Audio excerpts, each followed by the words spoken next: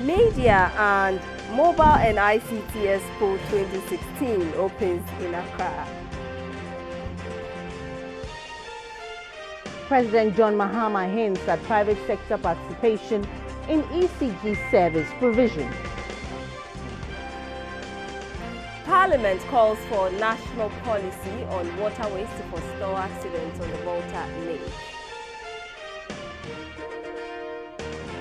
And owner of collapsed building in Nairobi charged with 52 counts of manslaughter.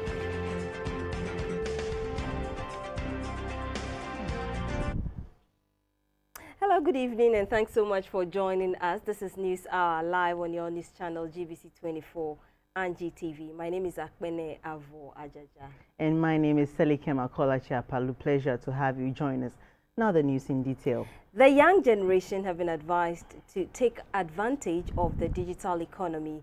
The digital economy refers to an economy based on digital technologies. Increasingly, the digital economy is intertwined with the traditional economy, making a clear delineation harder.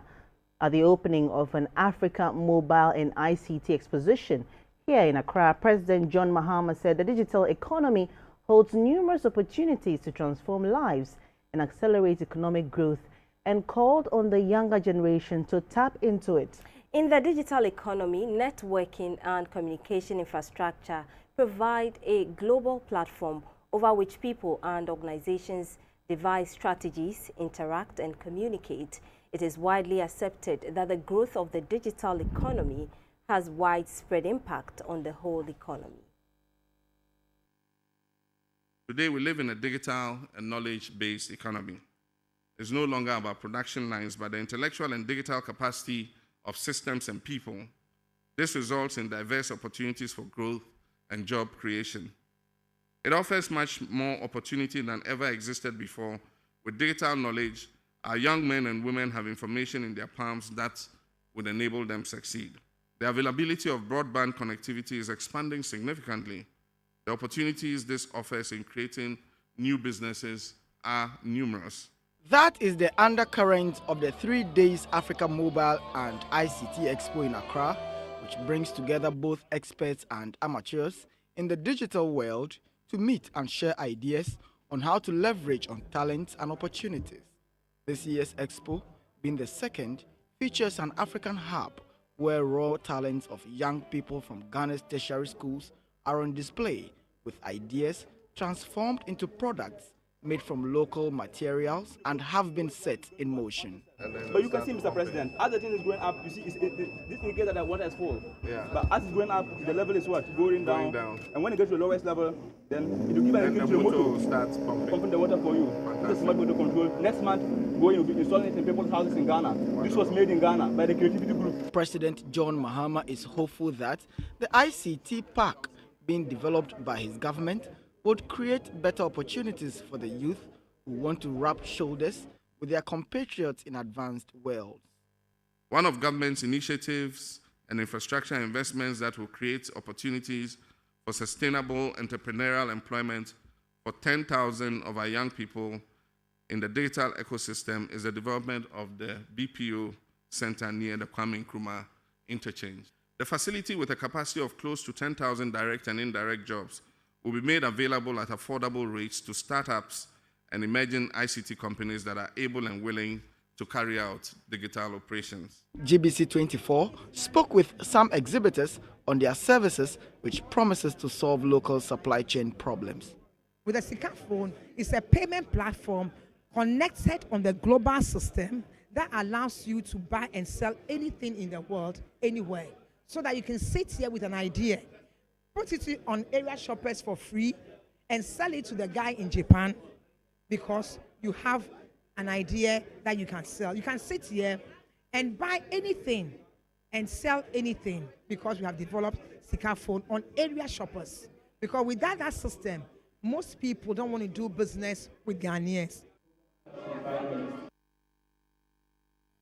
Well, let's move on now to the energy sector. And in the continuing debate over the electricity company, President John Mahama has hinted at plans to introduce private sector participation into the service provisions of the ECG. Mr. Mahama compared the current situation of ECG to that of the post and telecommunications in the 90s and asked Ghanaians to welcome deregulation of essential service industries, which leads to healthy competition and inures to the benefit of the consumer. The ECG is currently under pressure from consumers over its new billing software system. The utilities regulator, the PURC, has instructed the ECG to suspend the implementation of the new billing system until further notice. Today, the PNT is Ghana Telecom. I think Ghana Telecom employs more people than PNT ever employed.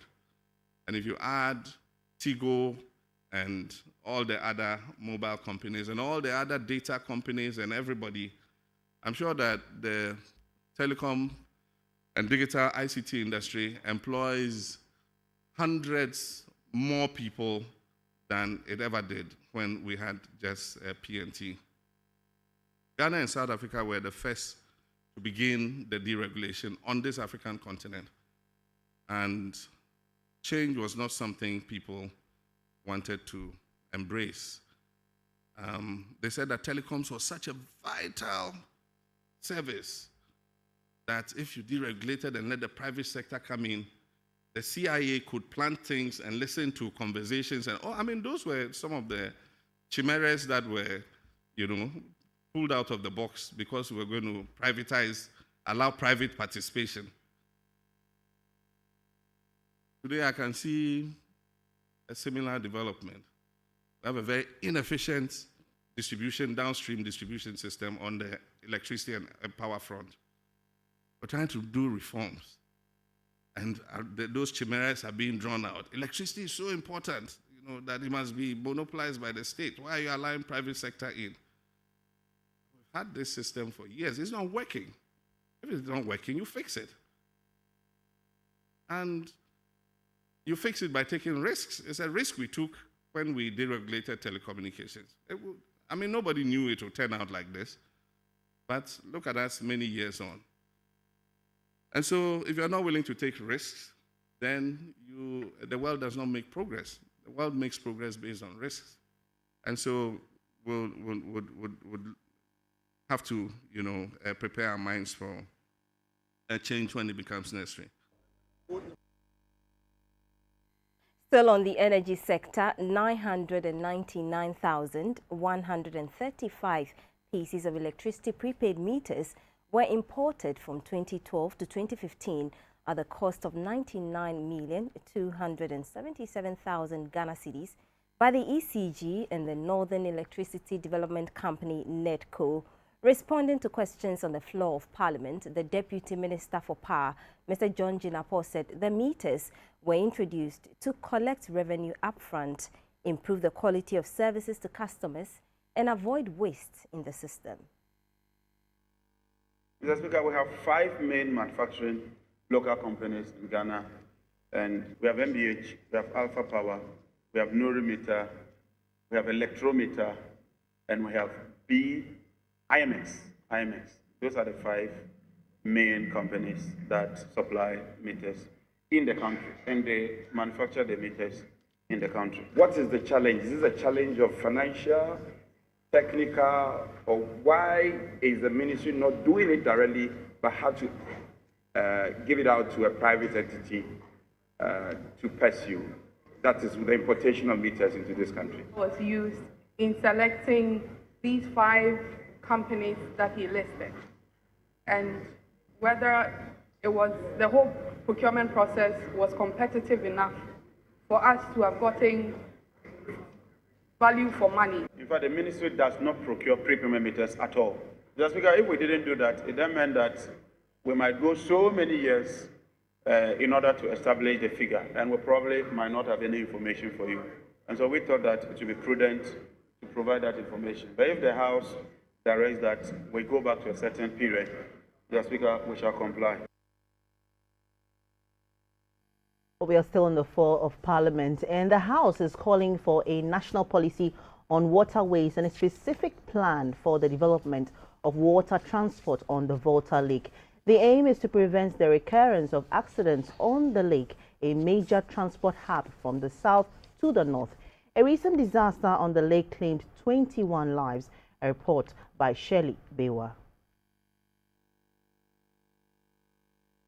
A minute silence was held in honor of the departed souls who lost their lives during the recent boat disaster.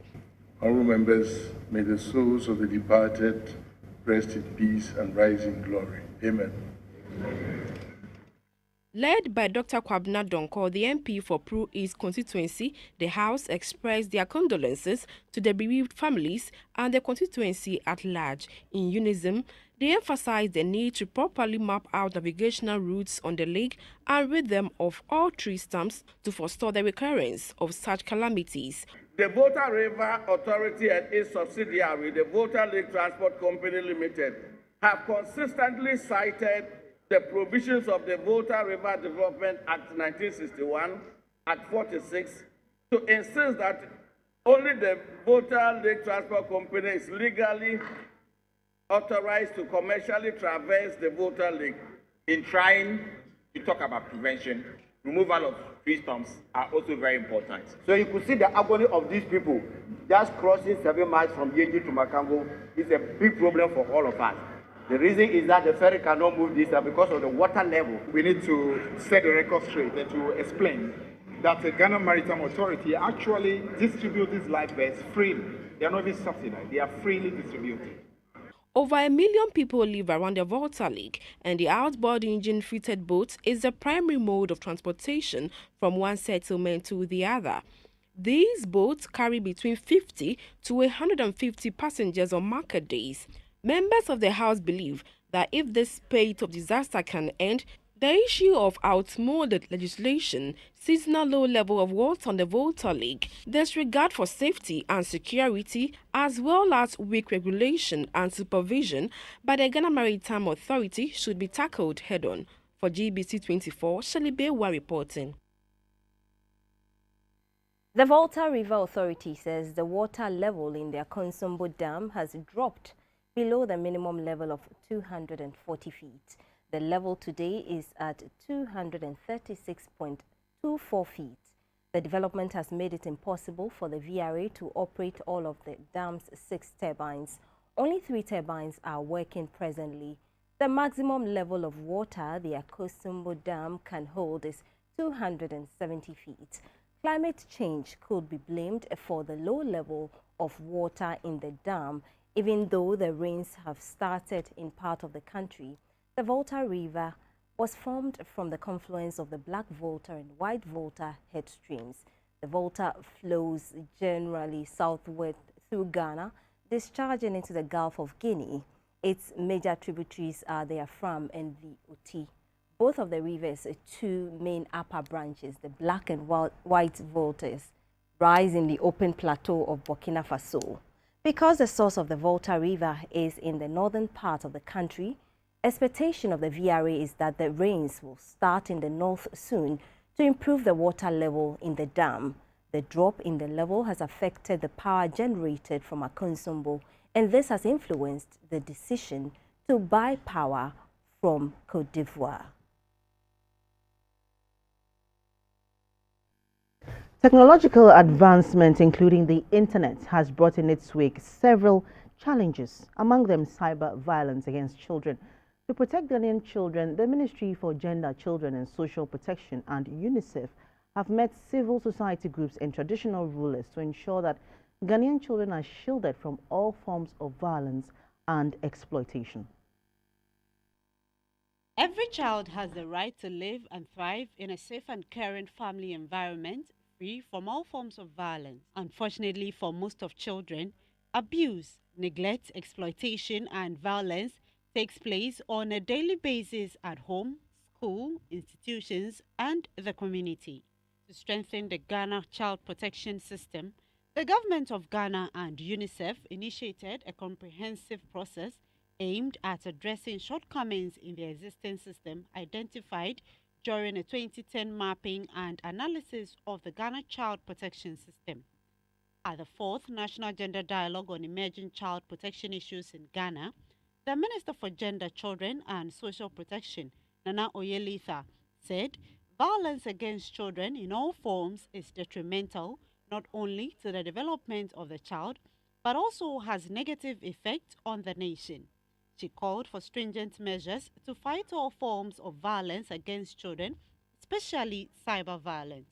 Cyber crimes against children can take various forms: cyberbullying, child pornography, online sexual exploitation, and a network for child sex tourism and trafficking, among others.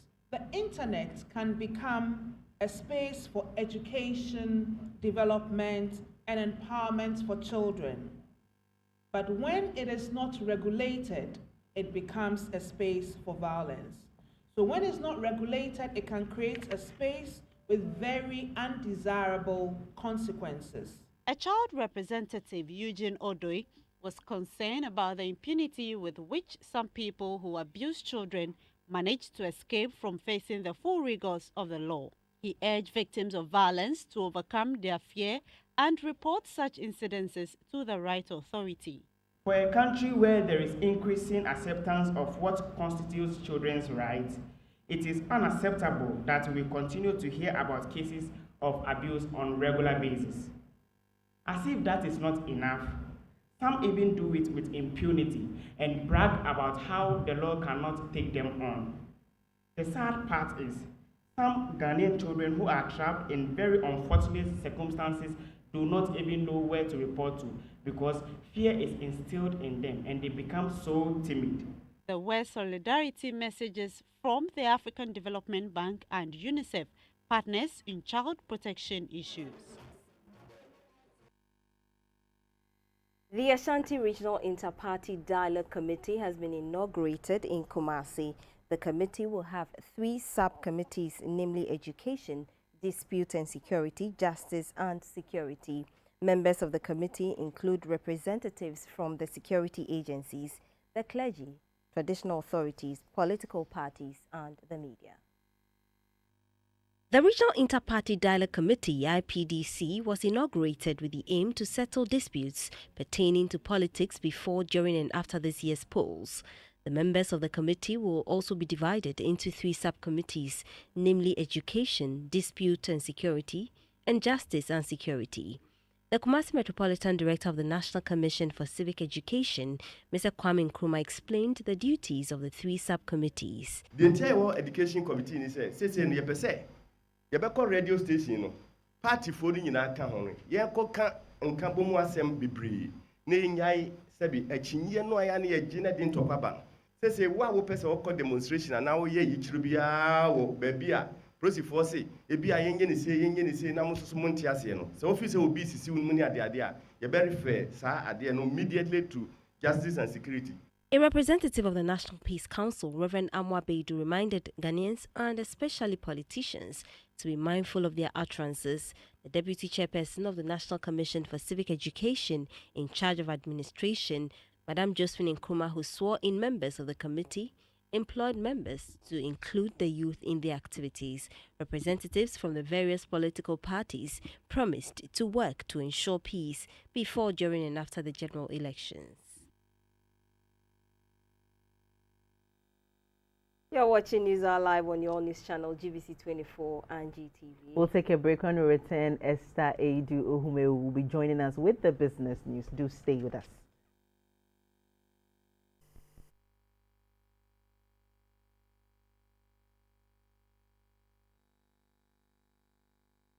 To the business news, my name is Esther Aidu Ohume.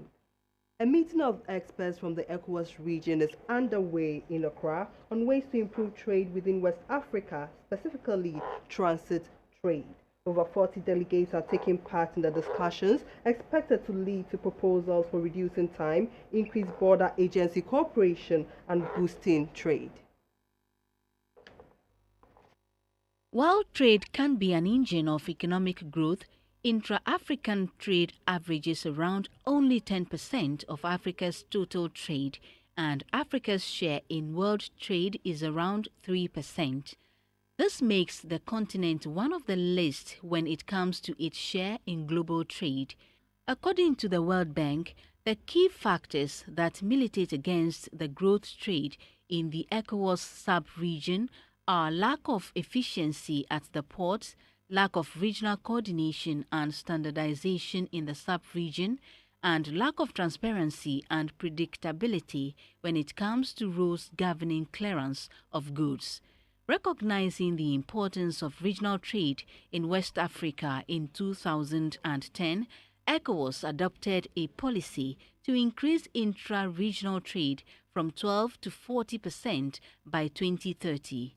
The main focus of the policy is to effectively connect landlocked countries to seaports, enhance efficiency of the port along the coast to promote intra-regional trade, to reduce obstacles at the ports and border crossing, adopt international best practices for the clearance of goods, reduce transit and release time and cost, and improve connectivity at the national and regional levels among border agencies. But after 6 years of rolling out the policy, these issues are persistent, making trade among members very difficult and sometimes impracticable. These are the issues the over 40 participants from Benin, Burkina Faso, Côte d'Ivoire and Niger and Ghana are supposed to come out with solutions for after the two-day forum. The country manager for the IFC, Ronki Amuni Ogunsulere, said they would play a critical role to help ECOWAS scale up trade among its members. ECOWAS and the World Bank Group will work together with you to enhance the flow of transit trade by managing trade corridors and efficient ports and border crossings, develop customs information exchange mechanisms between neighboring countries, manage trade corridors, make ports and border crossings more efficient. The Director for Customs at the ECOWAS Commission, Mr. Salifu Tiemtori, said leaders in the sub-region must work together to remove the barriers that slow down trade. The Director for Trade at ECOWAS, Dr. Gbenga Greg Obideyi, said if member countries are able to remove all the issues, it would make ECOWAS more competitive in international trade. The ECOWAS trade liberalization says that people people are free to move freely from one country to another within the 15 member states. People are free to carry their goods across without tariffs, without any barrier. However, that is on paper. Most government authorities, the agencies, the regulatory agencies, the customs, the immigrations, they create artificial barriers. The over 40 participants are expected to come out with proposals on how to enhance coordination and harmonization within ECOWAS, increase automation clearance and related processes, and also strengthened implementation of regional and international trade-related conventions.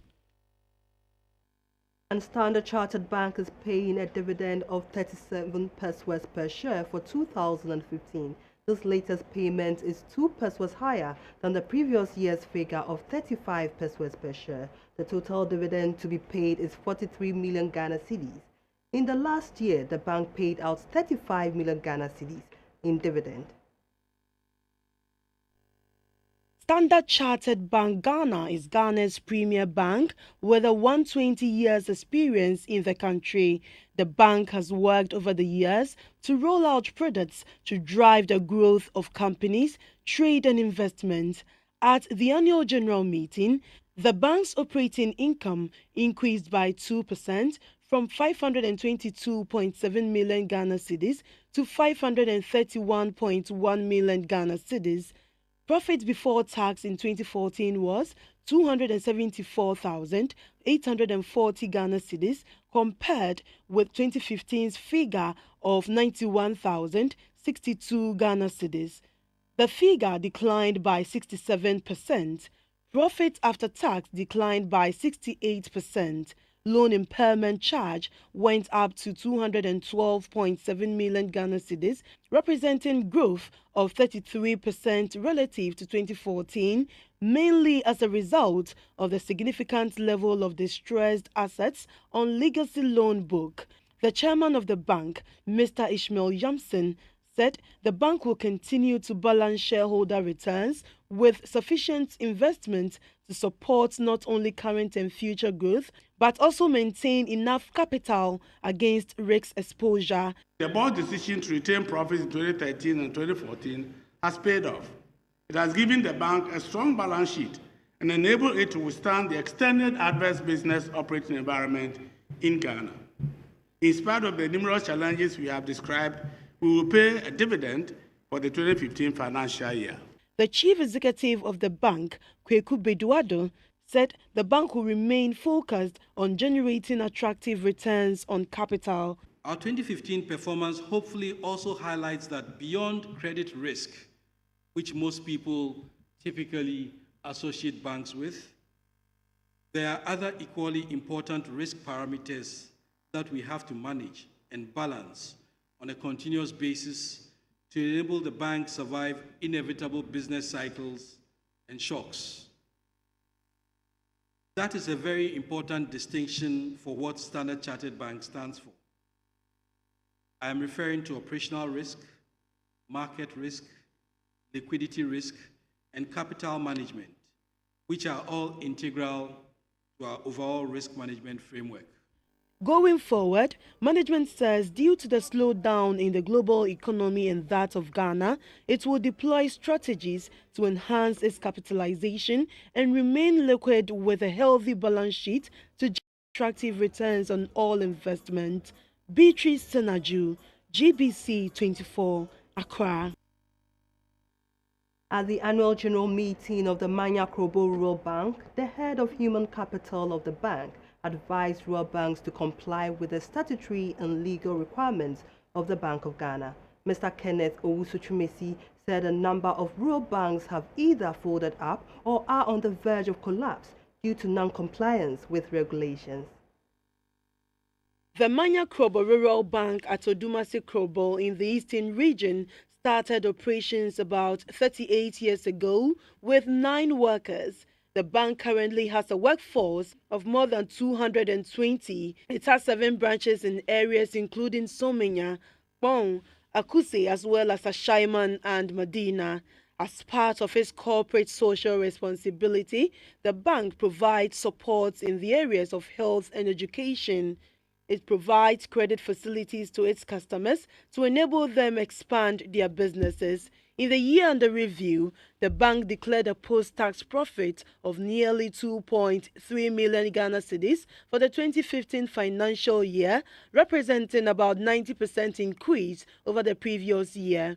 The bank also posted an income of 10,718,452 Ghana cedis, a rise of 55%, and offered a dividend of 5.5 pesos per share, representing a 90.27% increase.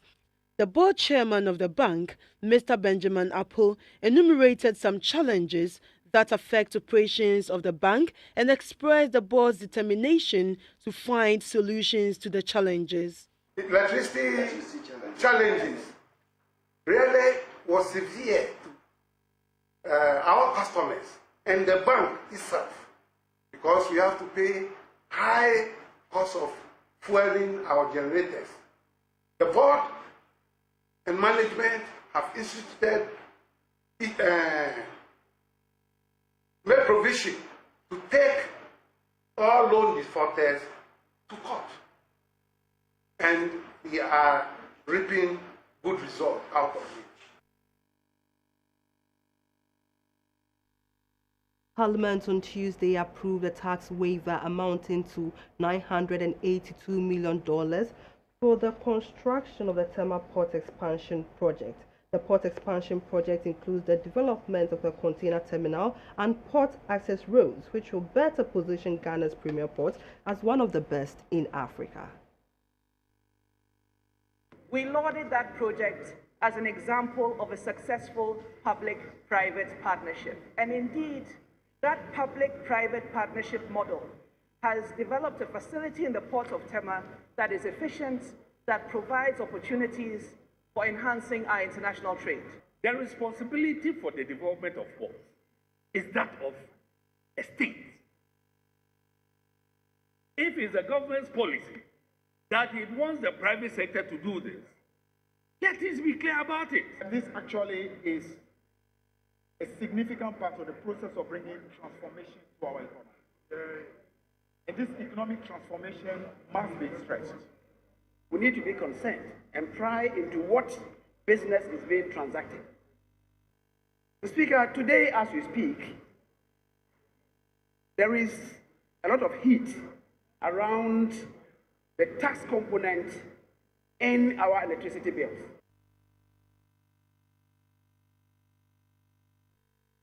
The insurance news is after the break.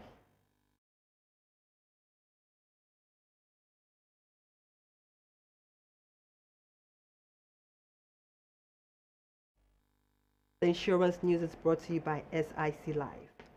Stanbic Bank Ghana has added a new product to its bouquet of insurance policies.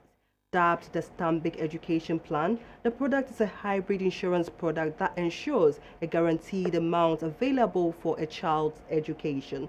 The head of bank assurance at Stanbic Bank, Mr. Henry Manyo Planche, said the Stanbic Education policy is unique because it comes as an insurance and investment at 16% for the policyholder. Stanbic Bank Ghana is part of the South African-based bank, Standard Bank Group. In Ghana, the bank cut its umbilical cord in 1999, but now it has presence in 23 locations across the country. It offers universal banking, worth units, and bank assurance. Some of its products include current accounts, loans, savings accounts, fixed deposit accounts, investments, and insurance, covering home loans, motor, funeral, travel insurance policies, among others. For high net worth clients, it offers private banking services. The addition of the new education plan, underwritten by Stanbic's bank assurance partner, Metropolitan Life, brings to 8 the number of insurance covers available to customers of Stanbic Bank. The head of personal banking and business at Stanbic Bank, Nana Bene, said the addition is in response to the requests made by customers. The managing director of Metropolitan Life Ghana, Teria Ben Ahmed, said the partnership with Stanbic is worth celebrating and explains the uniqueness of the product. There is an investment section of this policy and there's an insurance section of this policy. And what we are doing with the investment section is to state that Stanbic has strong competences in investments. And so the investment part of the contributions that you will make will be deposited in that investment account, and Stanbic will invest it in a high-yielding investment and give you the highest of returns. And they have already promised 16%. Then you look at the insurance section, which says that the amount of money that you would have accumulated at the end of the tenure of the policy would have been guaranteed from day one. Some benefits of the policy plan are high-yielding life insurance, maturity benefits, as well as smooth and seamless claim settlement. The head of bank assurance at Stanbic Bank, Mr. Henry Manyo Planche, said the education plan is a carefully thought through and innovative product with convenience, predictability, and flexibility. What we are saying with our Stanbic education plan is that if at any time, for whatever reason, you need to stop the plan, we are with you. There's allowance for you to stop. We say you come and surrender your plan. Whatever you have accumulated in your investment account goes to you. We say you can make a partial withdrawal up to 50% of whatever you have accumulated, because we realize that a 3 to 18 year timeline is long enough for a lot of things to happen. So these enable the customer to have the power to make these adjustments, and we are ready to make the adjustments with them as we go along. The life insurance market in Ghana is still young, but management of Stanbic hopes to use its bank assurance products to scale up penetration. Dorothy Ajimai, GBC24.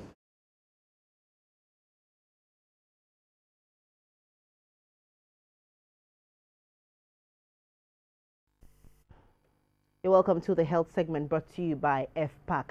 Patients who suffer adverse reactions upon administering medication can now channel their reports to Ghana Drugs Regulatory Agency, the Food and Drugs Board Authority, for necessary measures to be taken. The aim is to protect patients from unnecessary harm due to the side effects of some drugs. Side effects are harmful, unwanted and unpleasant feelings that show up when patients take their medication. Since patients stand a better position to fully communicate any experience encountered while taking medications, there's the need to involve them in medicine safety program.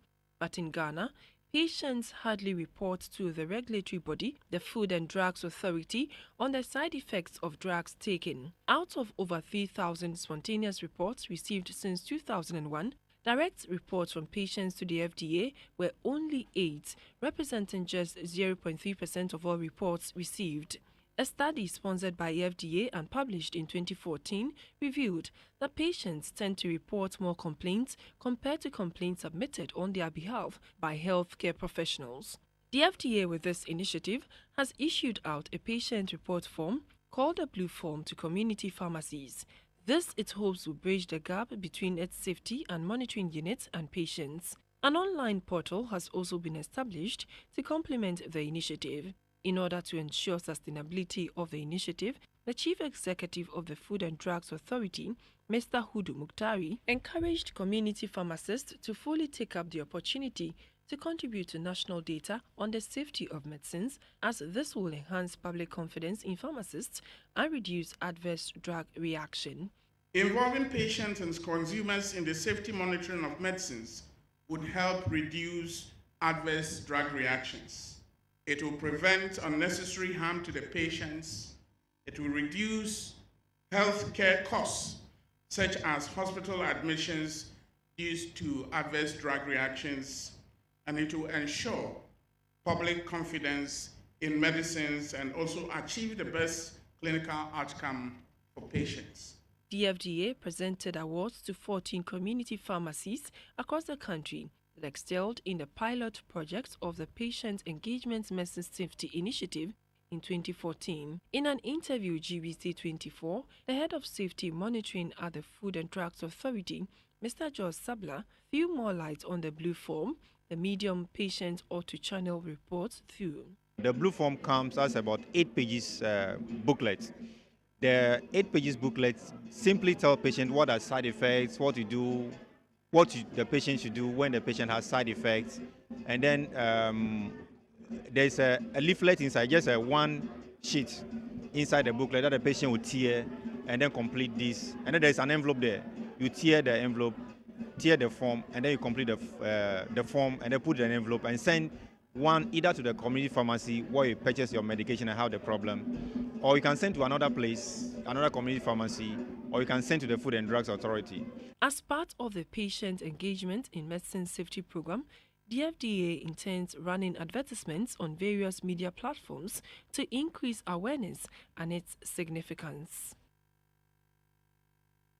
Renowned entrepreneur and chairman of the Ghana Investment Promotion Center, Dr. Michael Ajekum Ado, has challenged specialists in the country, especially in the medical field, to compile and document their work, skills and knowledge. This is to allow the next generation of specialists to appreciate their work. A report by Sarah Ofori. BAJA is an acronym for the names of the 3 original authors of the book, Bedu, Echampon and Jaja, the lecturers of surgery who some 40 years ago compiled the first edition. With the exception of Professor Emeritus Emmanuel Echampon, the former and latter are deceased. BAJA's Principles and Practice of Surgery has 63 chapters, and it covers surgical disorders, infections, injuries, cancers of the organs, congenital disorders, imaging techniques, and surgical procedure, as well as pathology in the tropics. Unlike the previous editions, the 5th edition comes in 2 volumes, authored by contributors from Ghana, Nigeria, and the diaspora. It also has a soft copy to be downloaded onto smartphones. It targets medical students, doctors, and health professionals, as well as the general public. Reviewing the book, Professor Isabella Kwache of the School of Public Health praised the authors for the clear language in which the books were written. The Minister for Health, Alex Segbefia, described the book as a localized curriculum which demonstrates an African response to health challenges. The fact that these were all produced and published entirely in Ghana is clearly a remarkable achievement. It is therefore not surprising that every edition has had immediate successes and has met the urgent needs of medical students, not only in Ghana, but also throughout Africa and beyond. Kama Group of companies bore the cost of printing this edition with support from EcoBank Ghana, Beige Capital, Ghana Investment Promotion Center, Leicester Hospital, and the Association of Ghana Industries. Launching the book, Dr. Michael Ejekum Addo was unhappy that many unsung heroes have gone uncelebrated because they failed to document their knowledge for the sake of posterity. I think these are people that need to be celebrated, seriously, but they are just behind the theater. Nobody knows them, and we don't do anything to them. Sometimes I dare to say they die. This is one of the things that had touched my heart, that these are people that are performing miracles in the society, yet not value them. This nation allows great minds to perish. We don't keep records, neither do we celebrate them. The Ghana Red Cross Society were on hand to demonstrate the correct practice of cardiac pulmonary resuscitation, also known as CPR. 04 GBC24, Accra. Well, that's all in health this evening. This segment was brought to you by FPAC. We'll be back with the international news.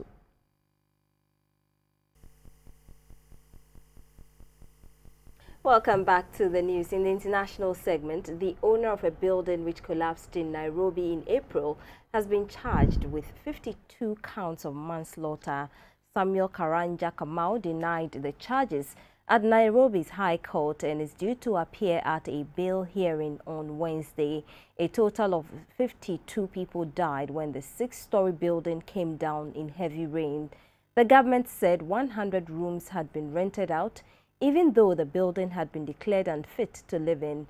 Mr. Kamau has not yet commented on the allegation.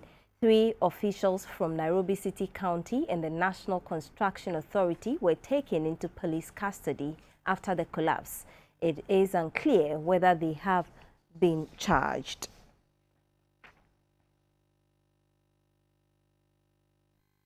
Burkina Faso has cancelled an international arrest warrant for Ivory Coast former Prime Minister Guillaume Soro. Mr. Soro, who is currently the Ivorian Parliament Speaker, was wanted over his alleged role in a short-lived coup in Burkina Faso last year.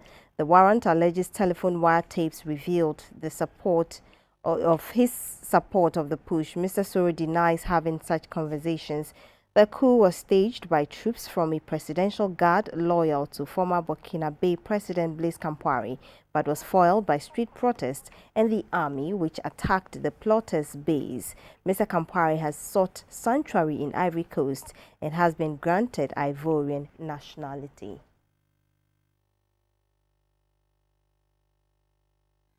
And that's it for the international segment. Coming up shortly is sports.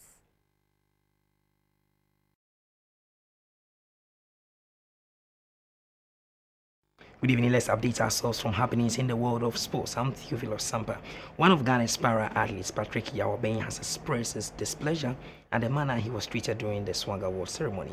The double silver medalist at the All-Africa Games says he will not turn up for future awards if nothing is done about the selection of venues for such events.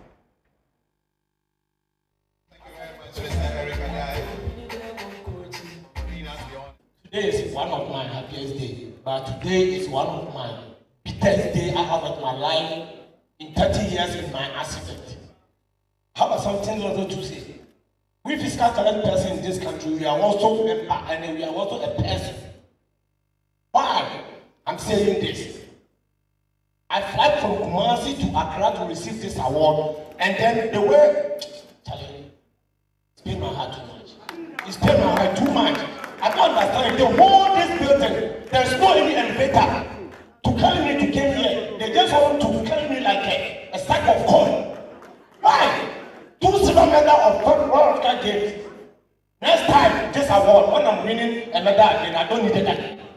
are not needed again. Finish.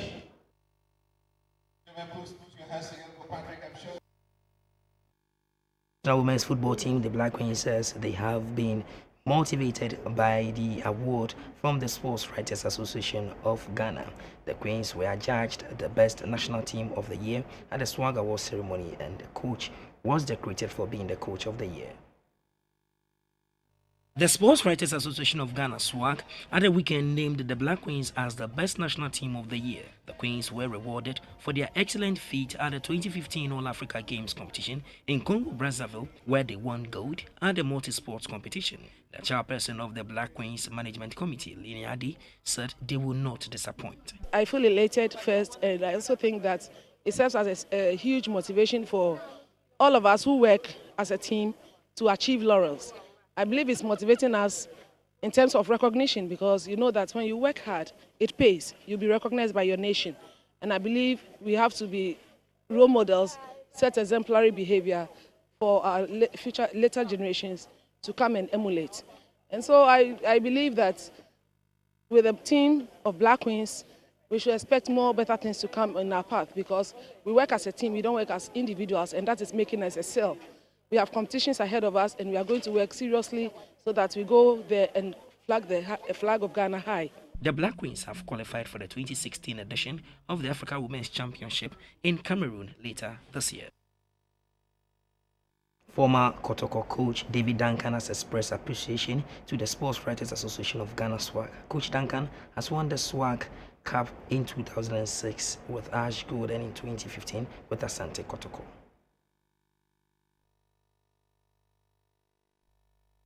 Former Kotoko coach David Duncan mounted the podium at the weekend during the 41st MTN Swag Award celebrations. He was presented with a special award. Duncan was decorated for winning the Swag Cup on 3 occasions, in 2006 and 2009 with Obuasi Ashanti Gold, and in 2015 with Kumasi Asante Kotoko. The 52-year-old said he was grateful for the recognition. I had won the Swag Coach of the Year before, in the year 2006, if you are not aware. And I've had quite a number of nominations too. I mean, SWAG P, PLB, and all of that. So I think that it's been acknowledged though, but of course there are competitors in this business. So if you come around, you get nominated and you don't happen to win it, that's all right. What it means is that go work harder and come back the next time stronger. Just recently, Pele is auctioning a replica of the Jules Rimet Cup that was given to him after winning the World Cup in the 1970 for the 3rd time. So I think that SWAG is in sync with normal practices with regards to cups that are won for the 3rd time. Even in the normal game, in the course of a game, if you score a hat-trick, the ball is given to you. So I think it is to be expected. The former Hartlepool coach is being regarded as one of the best football tacticians in the country. The Golden State Warriors guard Stephen Curry will not play a part in the 2016 Rio Olympics. The back-to-back NBA MVP has withdrawn from consideration for a spot on the USA basketball roster due to fitness concerns. That's all for sports.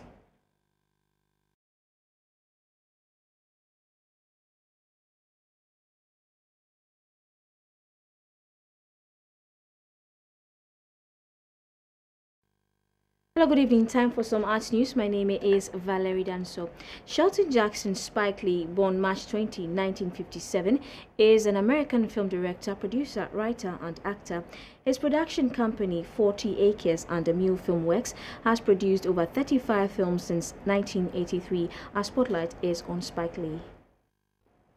That's all in this segment. Have a good evening.